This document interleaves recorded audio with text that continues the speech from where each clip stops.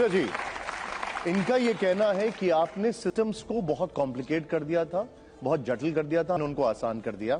सुधांशु जी का ये कहना है कि हमने कई जगह टेररिज्म रोका, हमने पाकिस्तान को उसकी भाषा में जवाब दिया। उनका ये भी कहना है कि इकोनॉमिक ग्रोथ आज की तारीख में भारत की सबसे अच्छी है विज़ावी बाकी कंट्रीज। आपका इस पे टेक क्या है? अधकचरा ज्ञान जो होता है ना, वो बड़ा खतरनाक होता है। जैसे आधा सच पूरे झूठ से ज्यादा खतरनाक होता है। ये व्हाट्सएप यूनिवर्सिटी के नाटक लगते हैं मुझे। मोदी जी ने एक काम किया है, दुनिया की सबसे बड़ी फेक न्यूज फैक्ट्री बनाई है और दुनिया की सबसे बड़ी व्हाट्सएप यूनिवर्सिटी भारत में स्थापित करी है और हर चरण चुंबक उसका सदस्य है। आपको मैं बताती हूं, उन्होंने आतंकवाद पर बात बोली। निकालिए अपने अपने फोन अभी।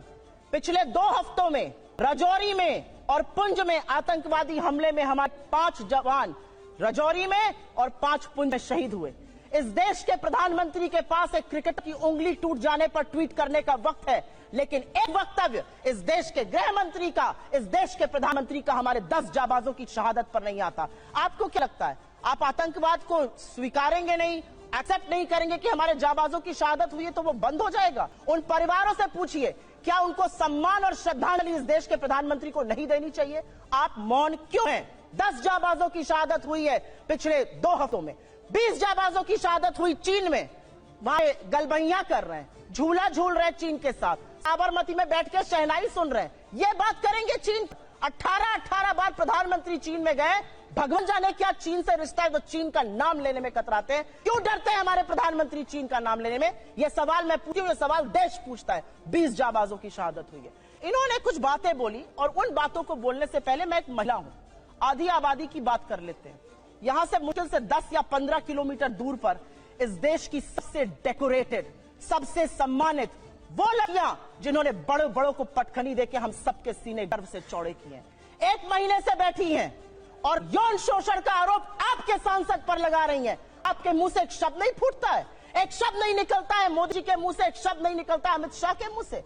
क्या ऐसी आपकी फंसी है ब्रजभूषण शरण सिंह से कि आप नहीं बोलते हैं? ये सवाल मैं एक महिला होने के नाते पूछती हूँ, मैं एक महिला होने के नाते पूछती हूँ। बिल्किस बानो के अपराधियों को किसने रिहा किया? क्योंकि वो मुसलमान थी तो आप बोलेंगे नहीं? अंकिता ठाकुर का जिसने कत्ल किया, जिसने उसको जिस्म फरोशी में ढकेला, वो आपके विधायक का बेटा था। आप क्यों चुप है?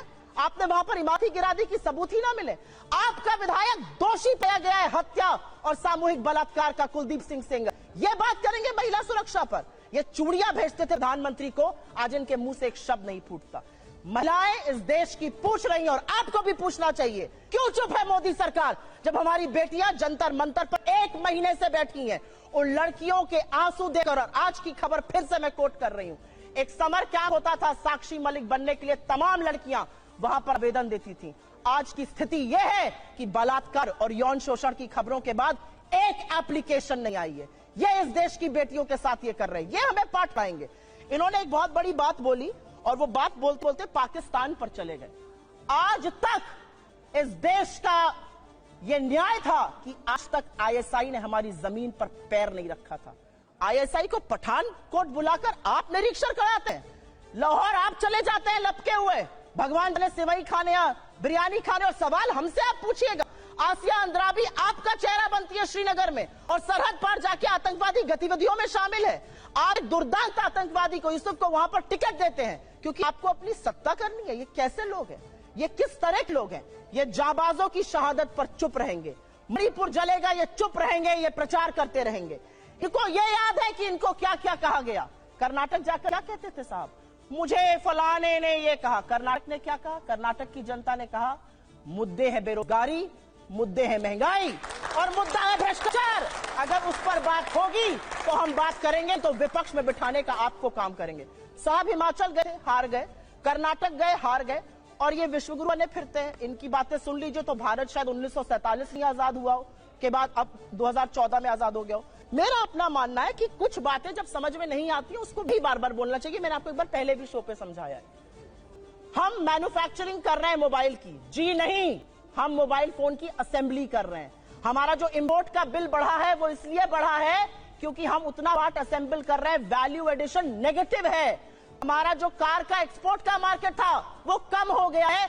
सच को स्वीकारिए साहब, तब आप सच का समाधान कर पाइएगा। बेरोजगारी नहीं है, महंगाई नहीं है, अडानी ने कोई महाघोटाला किया ही नहीं है, चीन है ही नहीं।